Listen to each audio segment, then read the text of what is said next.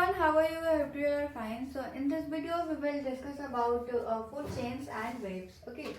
In activity 13.4 we have formed a series of organisms feeding on one other. This this series or organism take part at various biotic levels form a food chain. Okay. All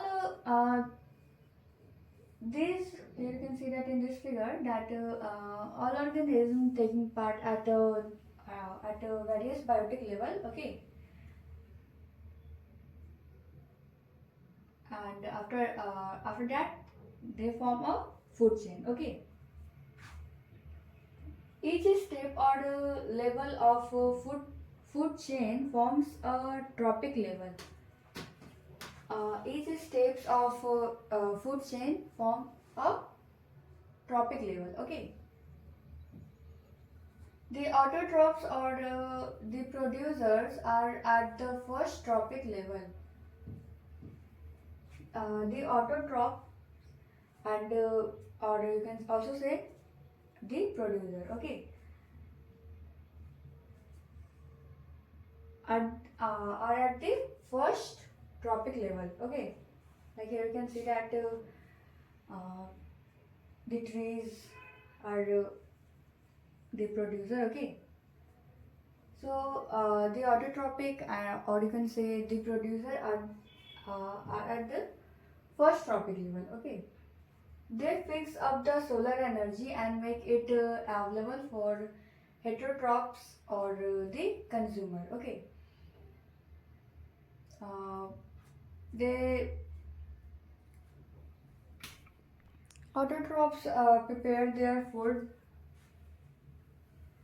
and make it available for the heterotrophs. Okay. Heterotrophs or the consumers. The herbivorous or the primary consumers came at the second.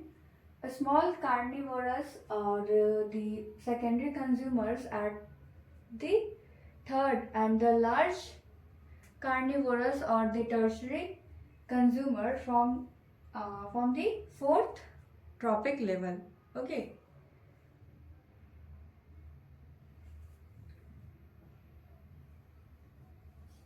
So autotrophs or the producer forms the first trophic level. Okay. After that the primary consumer forms second trophic level, and after that the secondary consumer forms the third trophic level, and last the tertiary consumer, that is the large carnivorous. Okay. They form the fourth trophic level. Okay. we know that the food we can eat act as a fuel to provide us energy to do work. Okay. We all know that food that we eat, okay, that acts as a fuel that provide us energy to complete our work, to do our work. Okay. Thus the interaction among various components of the environment involves flow of energy from one component of the system to another. Okay. So it means the interaction between various components of the environment involves flow of energy from one component of the system to another component. Okay. As we have studied that the autotrophs capture the energy present in the sunlight and convert it into into chemical energy. Okay, as we all know that the autotrophs takes take the energy that are present in the sunlight, okay, and convert it into chemical energy. Okay, this energy supports all the activities of the living world, and these energies support all living organisms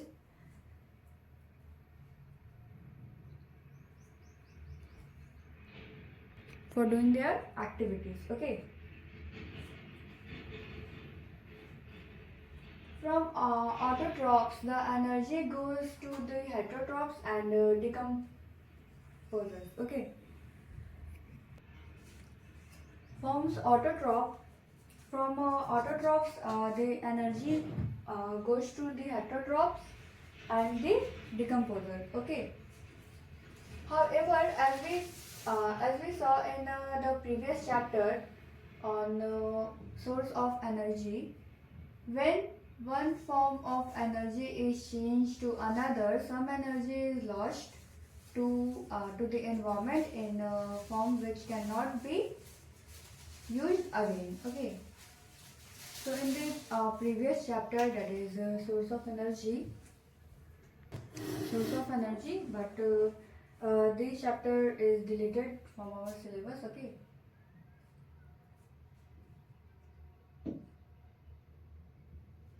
When one form of energy is changed to another, then it cannot come back and it cannot be used again. Okay.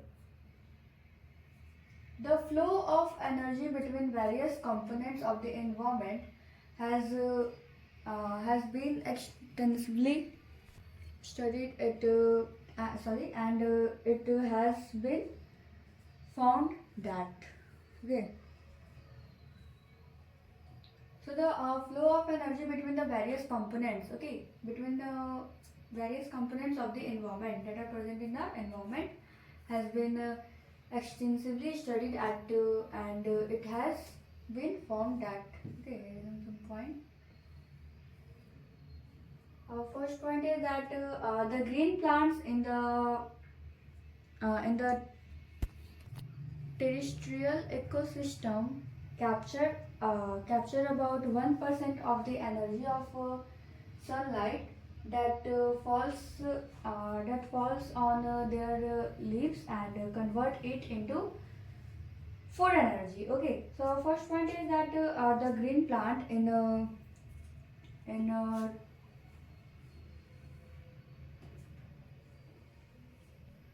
terrestrial ecosystem capture about only 1% of energy of the sunlight. Okay, and they falls on their leaves and convert it into food energy. Okay. Now the second point is when green plants are eaten by primary consumer, a great deal of energy is lost as heat to the environment. Okay. Some and environment. Some amount goes into digestion and in doing work, and the rest goes toward the growth and reproduction. Okay. When green plants are eaten by the primary consumer, when the green plants are eaten by the primary consumers, like goat, cow. Okay, a great deal of energy is lost as heat to the environment. Okay, some energy the great energy deals with lost as heat of to the environment. Okay, and some amount of energy goes into digestion and doing the work. Okay, and the rest goes toward the growth and the reproduction. Okay. and average of 10% of the food eaten is turned into its own body and make available for the next level of the consumer. Okay, and average of 10% of the food eaten is turned into its own body and make available for the next level of the consumers. Okay, and the third point is therefore 10% can be taken as the average value of the amount of the organic matter that is present at each step and reach the next level of consumers. Okay, so therefore 10% can be taken as the average value. Okay, average value for the amount of the organic matter that is present in each steps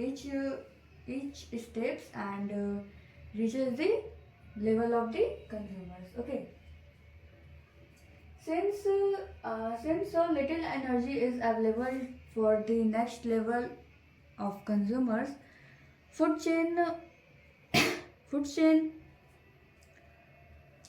food chains generally consist of only 3 or 4 steps. Okay, since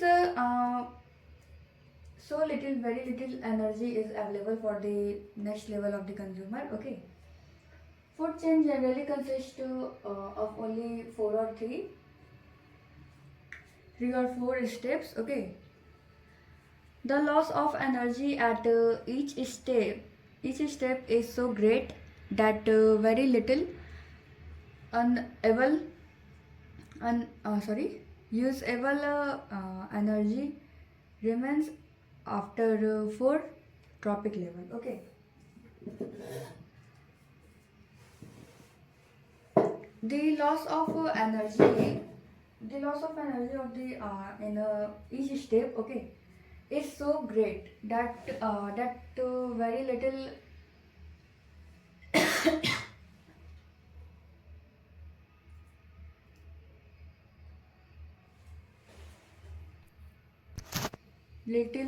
usable energy remains after the 4 tropic level. Okay, so that's why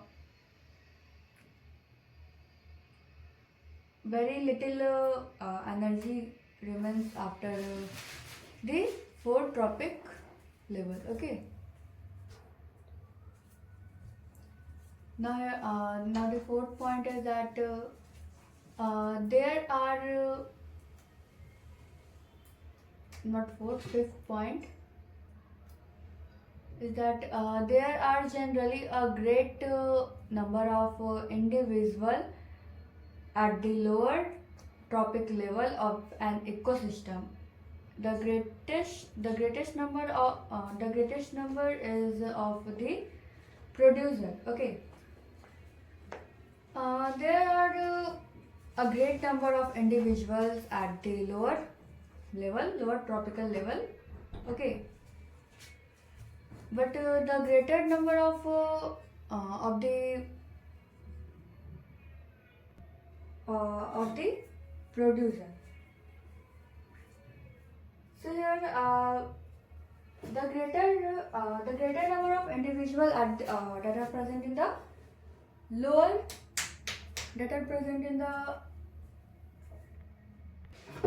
at the lower tropic level of an ecosystem. Okay, and the greatest number is of the producer, but the greatest number of energy that are present in the producers. Okay, our last point is that the length and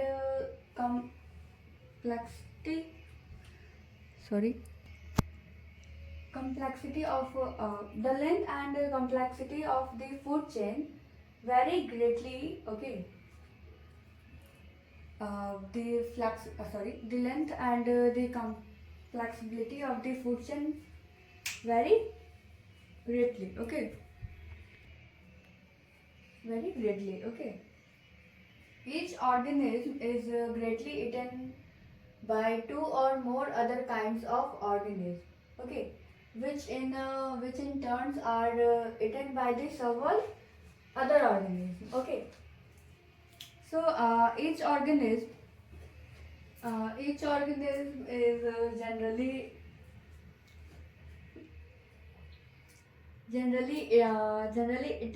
eaten by two or more kinds of organisms. Okay, which in turns are eaten by several other organisms. Okay, all organisms mainly eaten by two or more kinds of organisms. Okay, so instead of a straight line food chain, the relationship can. Here our sixth point is that the length and the complexity of food chain varies greatly. Okay. Here is written that the length and the complexity of the food chain, okay, vary greatly. Each organism is generally eaten by two or more other kinds of organisms, which in turns are eaten by se- several organisms, several other organisms. Okay. So here is written that each organism is generally eaten by two or more other kinds of organisms. Okay, can be eaten two or more by two or more and two or more kinds of organisms. Okay, which in turns are eaten by several other organisms. Okay. So instead of a straight line food chain, the relationship can be shown as a series of branching lines called a food web. Okay. Uh, so state of the straight line food chain and the relationship can be shown as a series of branching lines called a food web. Okay, food web. What is food web? Series of branching lines are known as food web. Okay. From the energy flow diagram, two two things become clear. That firstly that the flow of energy is unidirectional. Okay, by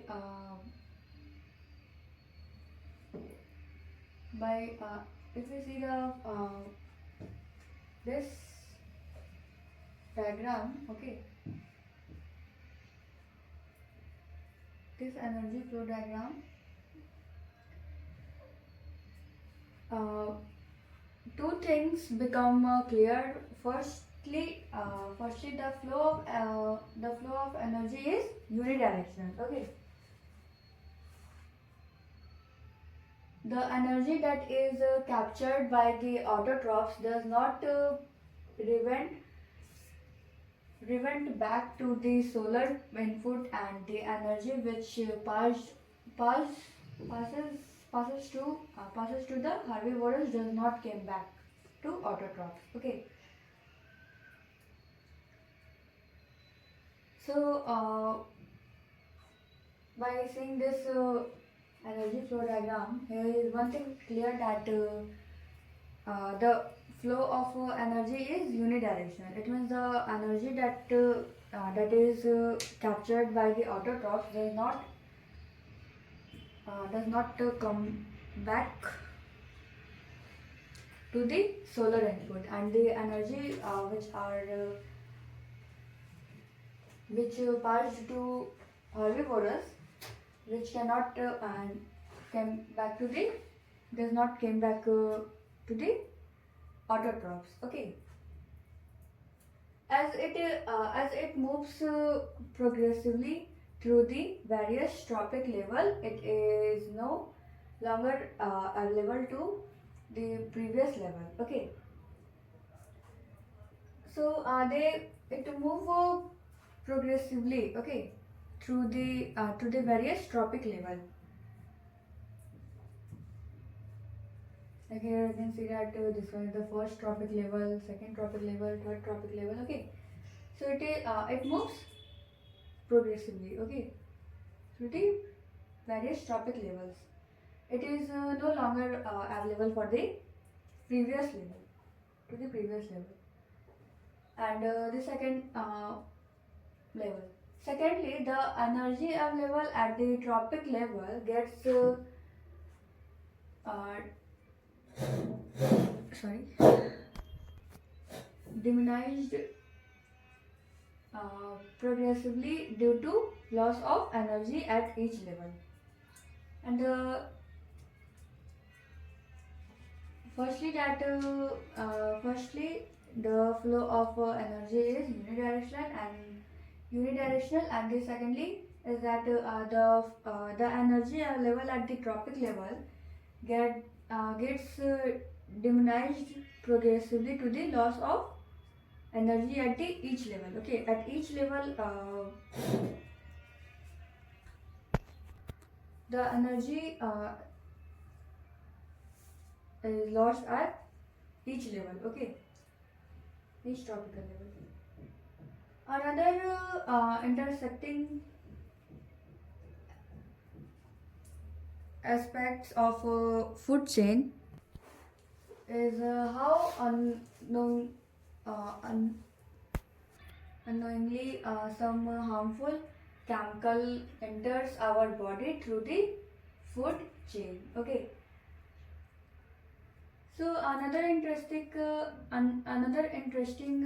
aspect of the food chain is that is how unknowingly some harmful uh, harmful chemicals enters in our body through the food chain. Okay, through food chain, various harmful chemicals enters in our body. Okay, we have read in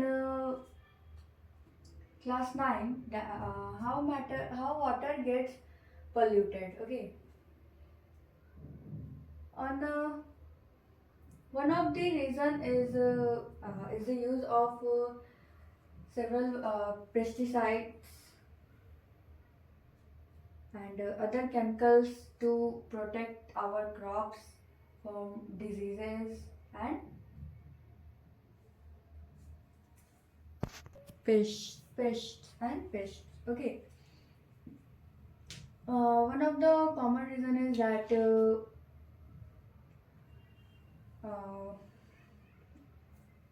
our crops are protected by some chemicals. Okay, several pesticides and other chemicals to protect our crops from diseases and pests. Okay, these chemicals are either washed down into the soil or into the water bodies. These these chemicals are either washed down into the soil or into the water bodies. From the soil, these are absorbed by the plants along with the water and minerals, and from the water bodies, these are taken up by aquatic plants and animals. Okay, these soils these are absorbed by the plants among with the water and mineral. Okay, these plants contain water, mineral, and form the water bodies. These are take up by taken up by the aquatic animals, or you can say aquatic plants and animals. Okay, this is on the way This is one of the ways in which they enters the food chain. Okay, so this is one of the way that which they enters in the food chain. Okay, as these chemicals are not degradable, these get accumulated progressively at each trophic level. As human beings occupy the occupy the top level in any food chain, the maximum concentration of these chemicals get accumulated in our bodies. Okay, uh, all these chemicals are not degradable. Okay, these get progressively at each level, each tropic level. Okay, and as in human beings occupies the top level in any food chain. Okay, it means human being take up human being occupy the top level in any food chain. Okay, the maximum concentrations of these chemicals get accumulated in our bodies. Okay, this phenomena is known as biologically magnification, and this phenomena is known as biologically magnification. Okay, this is the reason why our food grains such as wheat and rice, vegetable and fruits are even meat contain varying amount of pesticides residues. They cannot always be removed by washing or other means. Okay. This is the reason why our food that we eat such as grain, wheat, food grains such as wheat, rice, vegetables, and fruits, and even meat. Okay, contain varying amount of pesticides. Okay, residue, sorry, residues. They cannot always be removed by washing or other means. Okay.